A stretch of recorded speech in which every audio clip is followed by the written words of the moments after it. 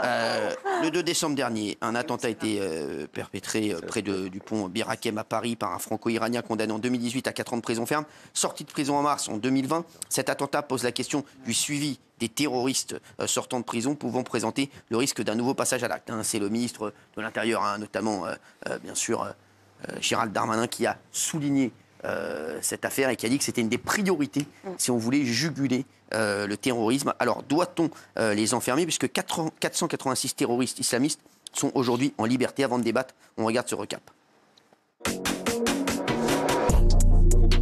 Depuis 2018, 486 personnes condamnées pour des faits de terrorisme ont été libérées de prison. 80 individus incarcérés pour terrorisme sont libérés chaque année.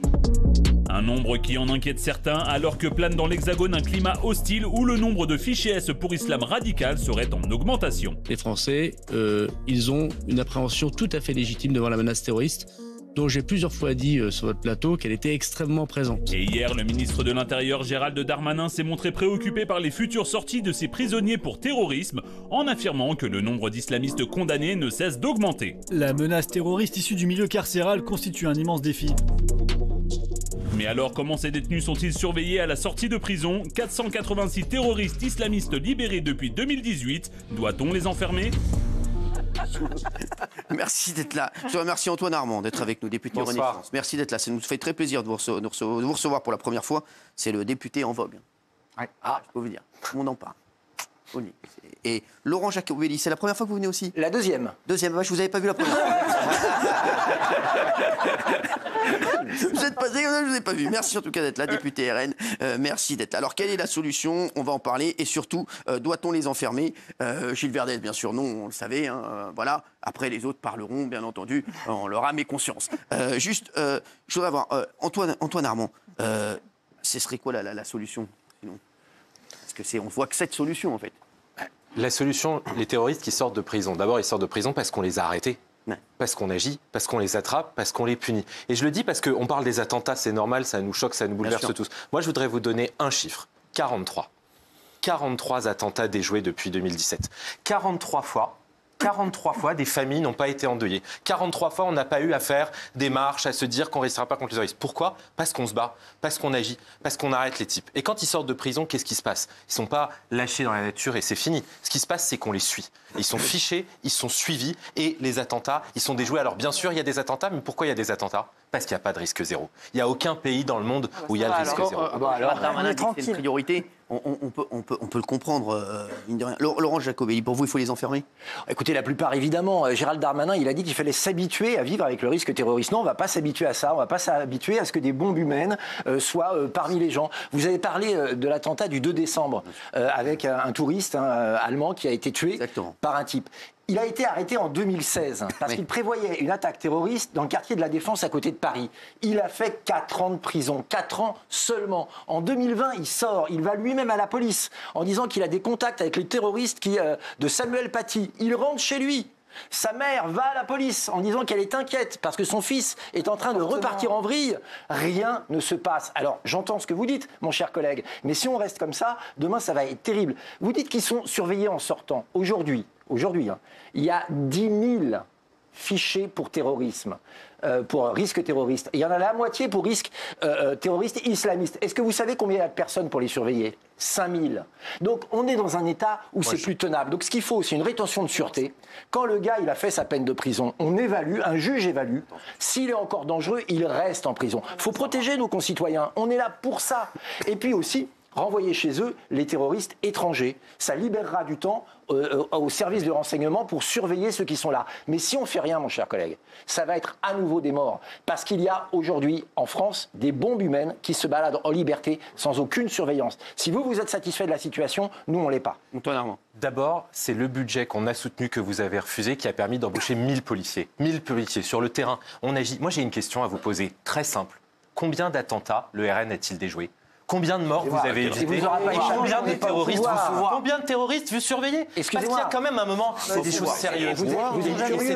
Oui, vous n'êtes pas au pouvoir parce que vous n'avez pas été élu, pardon. Oui, mais justement, je pense que sur ces sujets-là, quand on pense au travail des policiers, jour et nuit, la surveillance, c'est jour et nuit, je pense que ça appelle un peu de modestie. Alors, vous, si vous étiez au pouvoir, donc vous feriez ce que vous nous avez dit il y a une minute. Exactement. Voilà, donc c'est ça que vous feriez.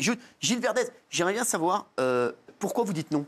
Mais parce qu'ils ont purgé leur peine. Vous ne pouvez pas, dans une démocratie, mettre en prison éternellement à perpétuité des gens qui ont été condamnés à 5 et 8 ans. Et maintenant, moi je suis d'accord, ils sont surveillés, il y a des mesures. Pendant 1 an, ils sont surveillés. Pendant 1 an, mais arrête un peu. Il vient le 2 décembre, le gars. Il vient de te raconter le cas contraire. Non mais t'as écouté ce qu'on a dit là? J'ai pas fini ma phrase. Bah non, mais même on sait que ça va être de la merde. Non, 1 an suivi. Bah merci, 1 an suivi, nuit et jour. Puis après surveillé. Le service de mais c'est pas vrai ce que vous dites. Les services de renseignement bossent et ont amélioré la situation. Ils sont formidables. Il faut le reconnaître. Je rejoins mon collègue, ils sont formidables. Mais ils sont 5300 pour surveiller au minimum. Il faut en embaucher, mais il faut 20 personnes au moins les embaucher. Le ministre de l'Intérieur a expliqué que parmi ceux qui sortent, seuls 60% sont déradicalisés. Tous les autres, et dont celui dont vous parlez qui a attaqué à côté de la Tour Eiffel, ne sont pas déradicalisés. Et parmi ceux-là, eh bien, on n'a pas les moyens physiques de les surveiller en permanence parce qu'il faut 10 personnes, il faut 10 personnes sur chacun. Donc le suivi ne fonctionne pas. La seule chose qui fonctionnerait, c'est la rétention de sûreté. C'est une solution. Ou la deuxième solution, ce serait une prison d'exception, comme j'en ai déjà parlé. Je voudrais Géraldine Maillet. Est-ce que déjà on peut répondre à cette question sans faire de la politique? Parce qu'en fait, quand on répond à cette question juste en tant que citoyenne, ou sinon on est tout de suite récupéré soit par l'extrême droite, soit on est laxiste et tout ça. Moi déjà en tant que Française, je ne comprends pas qu'un terroriste islamiste qui sort de prison, s'il est étranger, en fait, moi je ne veux pas qu'il sorte. Soit on le renvoie chez lui, déjà, mais comme on n'est pas capable de... Mais non, c'est ce que vous essayez. On a expulsé 200 étrangers.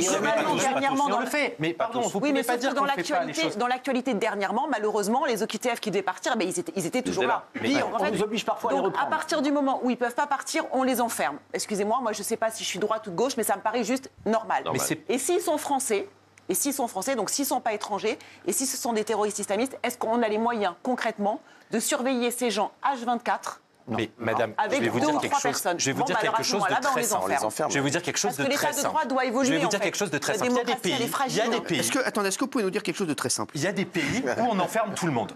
Il y a des pays où dès qu'on a un doute, on enferme quelqu'un. Ça s'appelle l'Iran. La semaine dernière, il y a eu un attentat islamiste et on pense à eux. Non mais attendez, c'est ça, on pense à eux. Il y a eu 80 victimes d'un attentat islamiste. Dans des pays où on ferme tout le monde. Vous savez quoi? Vous et moi, on est français, on habite en France, on aime la sécurité de Dominique Bernard, et la liberté. malheureusement, il aurait été mis en Iran. Qu'est-ce qu'ils cherchent les terroristes?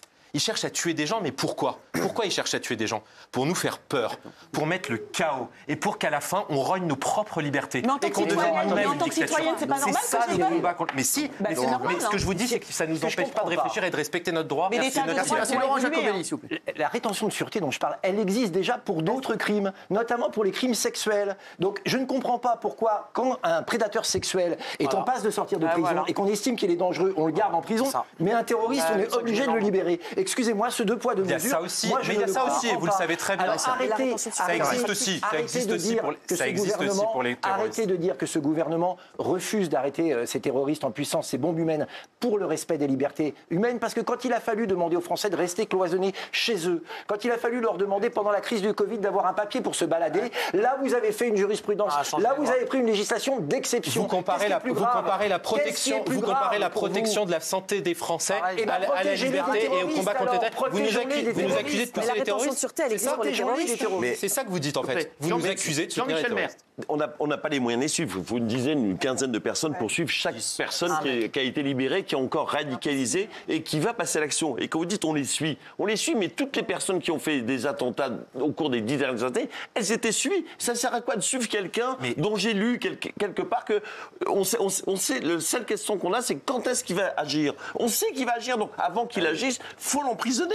On sait qu'il va faire quelque chose. Mon boulot, c'est de dire la vérité. La vérité, c'est qu'il n'y a pas de risque zéro. Je suis désolé, il n'y a pas de pays où il y a risque zéro. Et attendez, ça ne veut pas dire qu'on est outré. Vous avez évoqué le cas les uns et les autres en disant le type, on aurait dû l'arrêter. Oui, il y a eu sûrement dans le système de soins un moment où le type qui avait dû être suivi psychiatriquement être arrêté. Et il y a d'autres fois où il y a eu des défiances. Et ça arrive parce que vous l'avez dit, il faut une personne pour suivre à chaque fois. Simplement, il n'y a pas de risque zéro. Attendez, moi j'ai une question pour vous. Demain, vous êtes élu.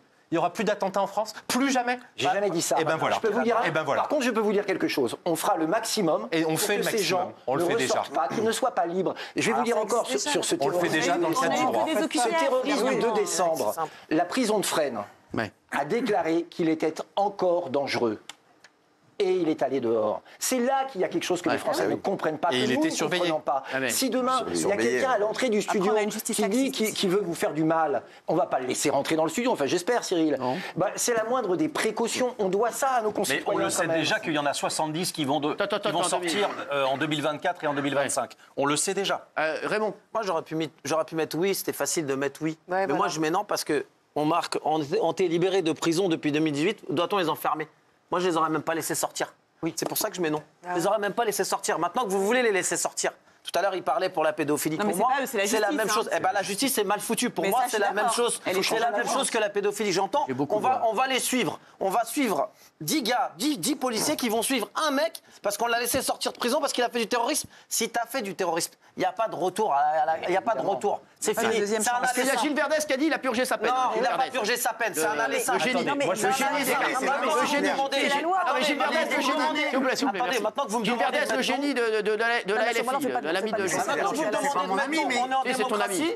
Ils ont fait de 5 à 8 ans. C'est ton ami. Si tu considères la loi appelle Jean-Luc Mélenchon pour voir ce qu'il aurait fait. Si vous considérez qu'un terroriste qui a attaqué notre pays, il fait 5 à 8 ans, il doit être dehors. S'il te plaît, tu parleras avec Jean-Luc. S'il doit être dehors, si vous considérez, c'est la loi, je me plie à la loi. Mathilde Panot. Moi, je le fais même pas sortir. Les 486, ils seraient pas sortis si c'était moi. Faut quand même ils seraient pas sortis. Oui, mais il faut qu'on soit bien clair policiers sur un truc, derrière un parce que mec. les gens qui nous écoutent, je pense qu'ils se posent la question. Les gens qui ont commis des attentats terroristes, ils sortent pas de prison, point barre. Ils vont, alors. Se calme. Mais là, on parle de gens qui ont été qui ont été en partie complices, qui ont commis des actes, qui ont aidé. Et alors, c'est quand même horrible. C'est intéressant. Je vous rejoins sur la justice. Non, mais c'est pas vrai. Et en partie, ce que vous dites n'est pas vrai, pardon. Je vous rejoins sur la justice. Il y a un juge qui a prononcé une peine. Et en fait, dans un état de droit, quand on n'est pas dans une dictature, quand on n'est pas dans une dictature, on respecte la justice. Mais vous dites Laurent Jacobelli, la dictature de la peur que nous vivons. La dictature, c'est enfermer les gens sans qu'ils aient été condamnés. Je suis désolé. Les chiffres que Cyril a évoqués sont même en dessous de la vérité, parce qu'il y en a à peu près 480 effectivement des terroristes. Mais si on prend les apprentis terroristes, ceux qui veulent passer à l'action, c'est 2800 selon la Cour des comptes qui vont être libres. 2800. On a, je le rappelle, 5300 personnels pour la surveillance du territoire. Donc on est dans une situation qui est proche de la pétaudière. Donc si on ne prend pas de mesures, c'est la vie de Français, monsieur, qu'il va y avoir au bout du chemin. Daniel, très vite. Moi, je me mets juste à la place de la jeune femme qui a vu son mari tué sur le pont Bir Hakeim et j'entends, il a purgé sa peine, le risque zéro n'existe pas. Ça m'hallucine. À côté de toi, il a purgé. Vous ne devriez pas parler à la place des familles de victimes. Excusez-moi, tous ceux qui ont commis des crimes, qui ont commis des attentats, étaient sous les radars. Celui d'Arras, quand les gens sont... Attendez, excusez-moi, celui d'Arras, les gens, quand ils ont entendu qu'il y avait un terroriste qui rentrait dans l'école, ils savaient déjà, ils tous se sont dit, c'est lui. C'est tellement prévisible, on n'en peut plus d'entendre ça. À chaque fois qu'il était connu, on savait qu'il était dangereux, il était suivi, mais pas assez. Et on renforce, il n'y a pas de risque zéro. Mais vous savez, vous ne devriez pas parler à la place des familles de victimes. Quand on a vécu quelque chose comme ça, on ne prétend pas parler. Et je vous invite à écouter la famille de Dominique Bernard, le professeur, on s'en souvient tous. À quoi elle a appelé la famille de Dominique Bernard? À continuer à lutter, à être plus fort et à respecter notre démocratie. J'aimerais qu'on s'arrête 2 secondes sur la théorie de Gilles Verdès qui sous-entend qu'on peut réinsérer socialement des complices de terroristes. Arrêtons-nous là-dessus 2 secondes. Si, c'est ce qu'il a dit. Si vous imaginez dans la vraie vie, vous voyez un gars, je sais pas, boulanger, chauffeur, peu importe, ça, tu fais quoi dans la vie? Toi, moi, j'étais terroriste. Mais ça n'existe pas, les gars. Tu es complice de terrorisme. Tu n'as plus ta place dans la société. Terroriste, islamiste et libéré dans la même phrase, ça n'est pas possible. Et au lieu de se réjouir des quelques attentats qui ont été déjoués, inquiétons-nous et ayons honte de tous ceux qui auraient pu être déjoués et qu'on n'a pas déjoués parce qu'il y avait des suspicions. Ces mecs-là, ils doivent aller en prison. Ils n'ont plus leur place dans la société. À perpétuité, évidemment. Terroriste, ça dégage. On va pas vivre avec à perpétuité. Bah oui. C'est leur choix. Ah oui, ça perpétuité que mort. C'est leur choix. Oui, mais c'est des gens qui revenaient de Syrie, on sait qu'ils vont le faire, on sait qu'ils vont plonger. Vous n'en savez rien. Il y a aujourd'hui des gens qui sont partis volontairement en Syrie pour travailler, pour lutter pour l'État islamique, qui ont tué, qui sont dans nos prisons et qui vont sortir. Excusez-moi, est-ce que vous ne sentez pas là qu'il y a un danger? Est-ce qu'il faut c'est le juge faire qui décidera, appel à autre chose, qu'il y a du bon sens pour dire que ces gens-là sont des grenades dégoupillées qui vont se balader? Et en quoi en quoi il faut une jurisprudence d'exception pour ceux qui ont violé, pour les pédophiles, et c'est normal qu'il y ait cette rétention de sûreté, et pas pour les terroristes. Guantanamo, ça a empêché des attentats aux États-Unis. Ça n'a pas empêché les attentats aux États-Unis. Valérie Benaïm. Par ailleurs, il y a quand ces personnes qui sont des détenus particulièrement surveillés, des DPS, quand ce sont des DPS, évidemment qu'il y a un collège qui se réunit pour se dire si cette personne qui est radicalisée... On les a vus à l'action dernièrement. Si cette personne est radicalisée et qu'elle va sortir, est-ce que l'on pense qu'elle constitue un danger pour la société? Les juges, t'es pas juge, je ne suis pas juge, le juge décide et lui décide s'il y a une rétention de sûreté ou pas. Beaucoup de discernement. Mais de l'aveu même des services de renseignement. C'est bien ce que je suis en train de dire. C'est-à-dire que ce que l'on accepte pour des crimes graves, en matière de sexualité par exemple, de pédophilie, il faut l'appliquer au terrorisme. Je ne comprends pas pourquoi il y a une jurisprudence d'exception pour le terrorisme, qui est le mal du moment. Et avec ce qui se passe aujourd'hui en Israël notamment, avec l'arrivée des Jeux Olympiques, on va être encore plus exposé à ce type de terrorisme. Donc si on reste faible, eh bien on paiera le prix fort. Polska, vous dites quoi? Alors pour moi, c'est parce qu'ils étaient en prison que ça suffit, parce que c'est plus une idéologie. Ça veut dire que pour moi, carrément, même le fait qu'ils étaient en prison, ils vont même peut-être vouloir se venger. Ça veut dire que, ok, vous les surveillez, mais ça va très vite. En fait, qui me dit qu'il ne va pas aller dans sa cuisine, prendre un couteau de cuisine et faire ce qu'il a à faire? Parce qu'il voudrait se venger qu'il ait été un peu en prison. Ça suffit pas pour moi. Non, mais là où elle a raison, effectivement, c'est que M. Boton, qui était détenu plusieurs fois en prison, nous avait dit qu'effectivement, les prisons étaient des lieux d'endoctrinement. C'est-à-dire qu'en fait, on sort bien plus radicalisé qu'on est rentré. Donc en fait, non seulement c'est à la base des terroristes islamistes, mais en plus là-bas, en prison, ils sont encore plus endoctrinés et donc ils ressortent encore plus dangereux. Et ils passent pour les cahiers dans 100 ans. Non, mais ça va, c'est bon, c'est le risque zéro n'existe pas. Antoine, vous vous rendez compte quand même. Non mais pardon, mais vous vous rendez compte qu'on parle quand même d'un attentat terroriste là. Personne n'est en train de s'amuser.